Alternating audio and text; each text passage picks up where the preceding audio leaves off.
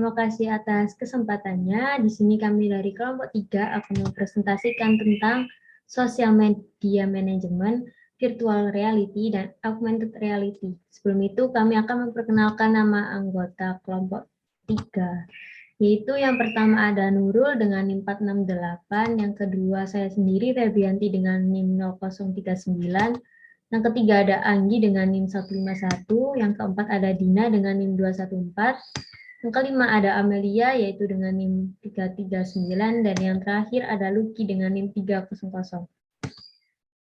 Manajemen sosial media ini diambil dari 3 kata, yaitu pertama media. Media adalah sarana yang dipergunakan oleh komunikator sebagai saluran untuk menyampaikan suatu pesan kepada komunikan apabila komunikan jauh tempatnya atau banyak jumlahnya atau kedua-duanya. Yang kedua yaitu ada sosial. Sosial merupakan segala perilaku manusia yang menggambarkan hubungan non-individualis. Istilah tersebut sering disandingkan dengan cabang-cabang kehidupan manusia dan masyarakat dimanapun. Yang ketiga yaitu ada manajemen. Manajemen merupakan ilmu dan seni perencanaan, pengorganisasian, pengarahan, dan pengawasan terhadap usaha-usaha para anggota organisasi dan penggunaan sumber daya organisasi untuk mencapai tujuan yang telah ditetapkan sebelumnya. Slide selanjutnya akan dilanjutkan oleh rekan saya. Baik, selanjutnya saya akan menjelaskan mengenai elemen manajemen media online. Yang pertama, ada manajemen konten media online. Ini mana salah satu bagian dari perusahaan yang bertugas untuk mengelola isi atau pesan yang disampaikan melalui internet. Yang kedua, ada manajemen desain media online. Manajemen desain media online ini berhubungan dengan tampilan website dan berbagai elemen di dalamnya. Yang ketiga, ada manajemen pemasaran media online. Pemasaran media online ini merupakan ujung tombak dari sebuah bisnis atau perusahaan. Pemasaran ini bisa dalam bentuk offline maupun online.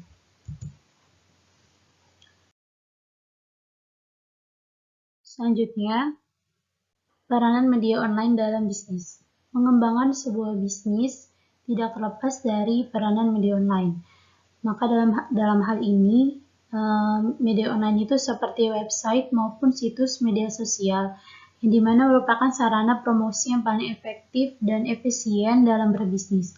Sehingga manajemen media online dibutuhkan dalam strategi pemasaran suatu perusahaan atau bisnis untuk mengenalkan produknya kepada calon konsumen. Pengertian manajemen media online sendiri itu merupakan cara untuk mengatur, mengelola, dan mengendalikan media-media online perusahaan agar secara efektif dapat digunakan untuk mencapai tujuan perusahaan. Perusahaan umumnya memanfaatkan media online ini tidak hanya untuk ajang promosi saja, namun juga sebagai sarana untuk mengenali pasar dan konsumennya. Sekian dari saya, selanjutnya akan dijelaskan oleh rekan saya. Selanjutnya ada manfaat manajemen media online untuk bisnis. Yang pertama ada mengenal pelanggan.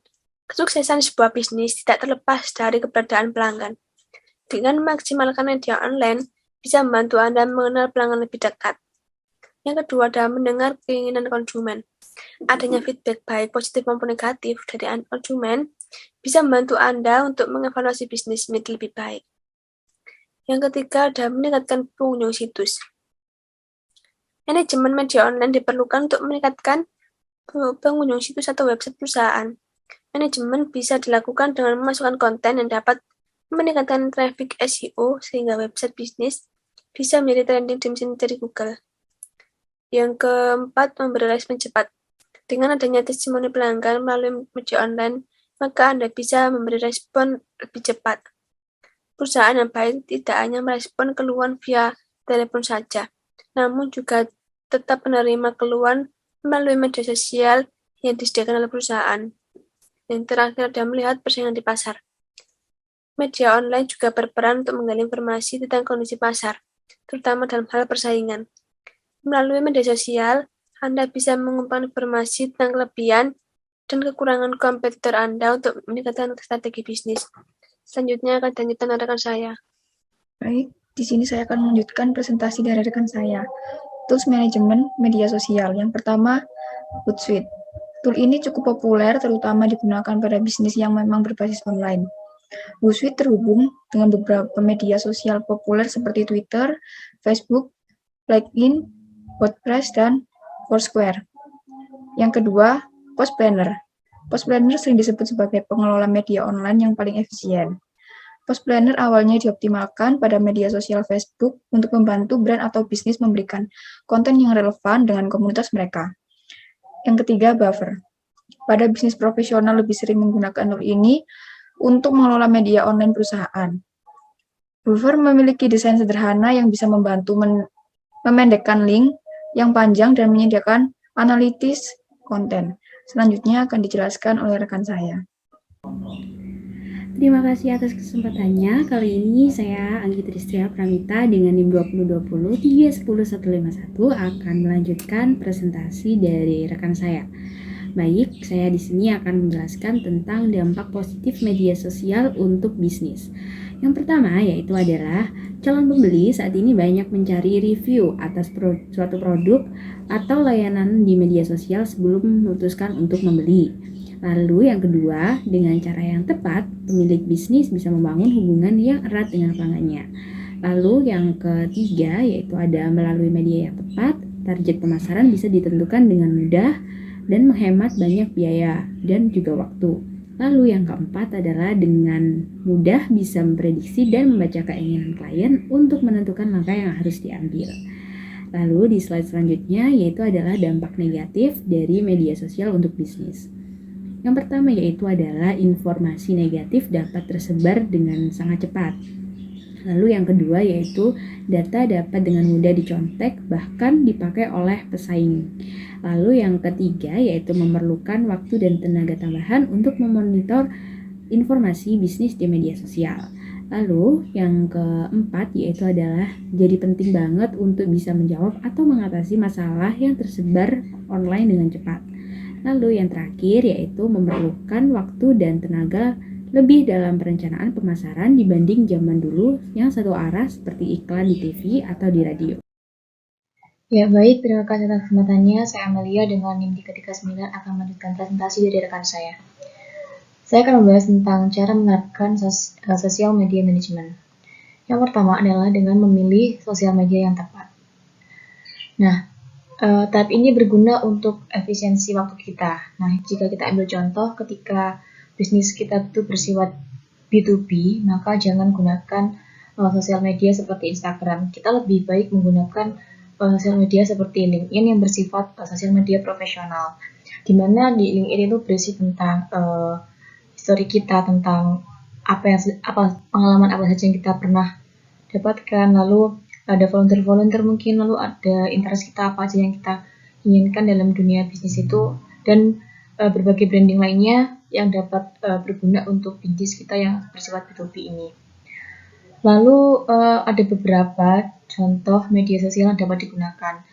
Misalnya Facebook, yang kedua adalah Instagram, di mana Instagram ini sekarang memiliki banyak fitur yang mungkin bisa membuat kita untuk lebih berinteraksi dengan klien kita, dengan konsumen dan lain sebagainya maupun pemasok. Sehingga mereka tuh dengan media sosial Instagram mungkin kita bisa menyajikan sesuatu promosi yang lebih menarik mereka sehingga kita dapat mendapatkan profit yang kita inginkan. Lalu selanjutnya adalah TikTok. TikTok ini saat ini juga mulai banyak digemari oleh kalangan muda khususnya karena fiturnya juga menarik dan bersifat menghibur seperti itu. Yang terakhir adalah Google+. Lalu cara kedua untuk menerapkan sosial media manajemen adalah dengan menentukan strategi konten. Nah, pada tahap ini tuh sebenarnya terbilang sulit ya, karena kita akan menentukan apakah bisnis kita itu dapat mengalami peningkatan atau tidak. Lalu ada beberapa hal yang perlu kita perhatikan. Yang pertama adalah konten yang berkualitas. Konten yang berkualitas tiap media sosial tuh berbeda-beda. Contohnya Instagram. Orang biasanya tuh lebih memilih menyukai foto yang bagus dan unik, atau konten-konten yang lebih menarik, menghibur, bersifat mengajak, dan lain sebagainya. Sedangkan di Facebook itu biasanya orang-orang lebih suka post berupa link yang dibagikan dibandingkan dengan foto, video, atau teks. Mungkin kalau di Facebook ini lebih ke postingan yang mungkin tidak terlalu bersifat menghibur, mengajak seperti itu. Lalu juga ada sementara di TikTok misalnya itu hanya menyediakan video yang durasinya mungkin 30 detik atau 60 detik gitu untuk konten mereka. Nah, konten yang berkualitas juga disesuaikan dengan terhadap siapa sih target pasar kita. Apakah penulisannya itu harus serius atau bersifat mengajak, menghibur, dan lain sebagainya. Lalu yang kedua adalah waktu posting. Kita harus melakukan posting sesuai dengan kebutuhan, disesuaikan dengan tema dan sosial media yang kita gunakan untuk apply promosi kita. Apakah harus di jam sibuk atau di jam senggang gitu. Pada jam sibuk ini tentunya postingan kita juga akan cepat tenggelam sehingga dibutuhkan usaha lebih untuk mempertahankan postingan kita. Misalkan di jam-jam sibuk ini adalah jam-jam bekerja, jam 7 sampai jam 11 atau 12 siang misalnya, terus lalu dilanjutkan lagi jam 1 sampai jam 4 sore dan sebagainya. Biasanya di jam-jam sibuk ini kita sebagai masyarakat itu cenderung lebih fokus pada pekerjaan kita masing-masing gitu, tidak untuk bersosial media dan bersantai. Lalu pada waktu yang senggang pastinya pengguna media sosial itu akan lebih aktif dan mereka akan lebih peduli, akan lebih menyimak dari konten yang kita bagikan itu tadi. Lalu selanjutnya adalah jadwal harian. Nah, berinteraksi dengan followers itu bisa salah satunya dengan jadwal harian ini kita bisa membuat pertanyaan, menjawab pertanyaan dan lainnya, dan mempersiapkan konten sesuai dengan tujuan bisnis kita, berupa gambar, caption, dan lain sebagainya. Biasanya tuh kalau di Instagram sekarang tuh ada kuis harian tuh misalnya tebak-tebakan, nggak tebak sih, misalnya kayak milih gitu, milih produk A atau produk B, nanti kita voting istilahnya. Lalu selanjutnya untuk menerbitkan kontennya sesuai dengan waktunya ini kita bisa berpeluang untuk mendapatkan mendapatkan pelanggan atau konsumen yang kita targetkan di awal. Lalu selanjutnya adalah jadwal mingguan. Kita harus menganalisis konten mana yang paling diminati dan kenapa konten lain kurang seperti itu. Misalkan kita harus mempersiapkan tema konten untuk minggu depan, minggu selanjutnya dan sebagainya. Dan kita harus mengoptimasikan kembali post kita. Jadi kita selain membuat jadwal harian, kita juga harus membuat jadwal mingguan, yang mana itu menjadi hal yang rutin dan harus kita terapkan. Oh, di minggu ini kita membuat seperti ini dan minggu selanjutnya seperti apa. Lalu selanjutnya juga ada jadwal bulanan.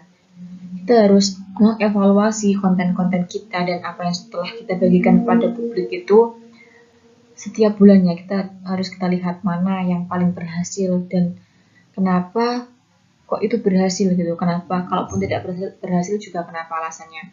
Kita harus menganalisis apakah tujuan bulan ini tuh tercapai atau tidak. Lalu kita harus merencanakan tujuan bulan selanjutnya untuk kita terapkan gitu. Harusnya kita planning saat ini untuk 1 bulan ke depan lagi juga. Lalu ada virtual reality.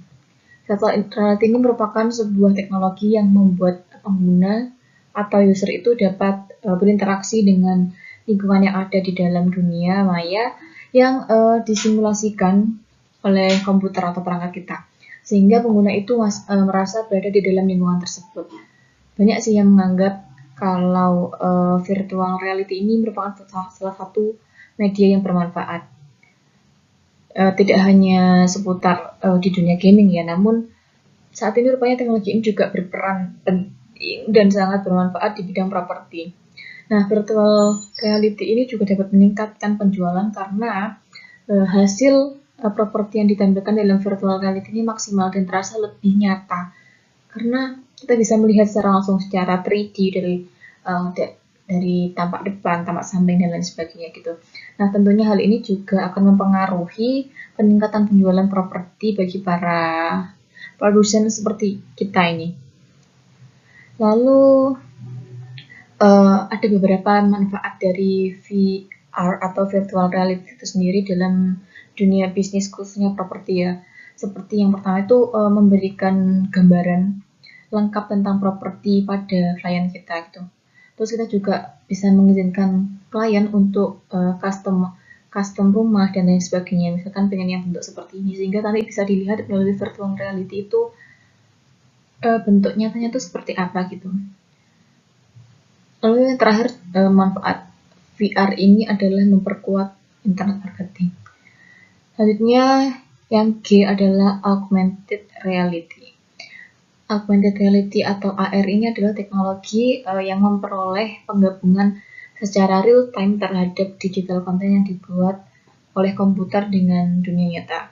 Nah, pentingnya penerapan AR ini juga untuk bisnis kita, tapi di Indonesia ini penerapannya masih jarang ya.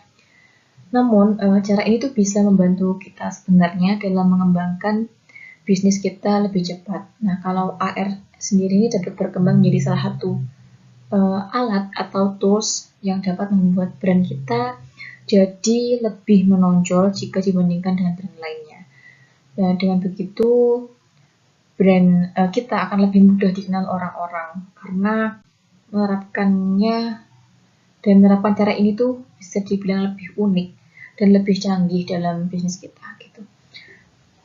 Oke, sekian dari saya. Selanjutnya, karena semua sudah selesai penyampaian dari kelompok kami ucapkan terima kasih kepada pendengar dan yang sudah menyimak presentasi dari kami. Semoga apa yang kami sampaikan bermanfaat dan mohon maaf juga apabila ada salah dalam penyampaian. Terima kasih. Wassalamualaikum warahmatullahi wabarakatuh.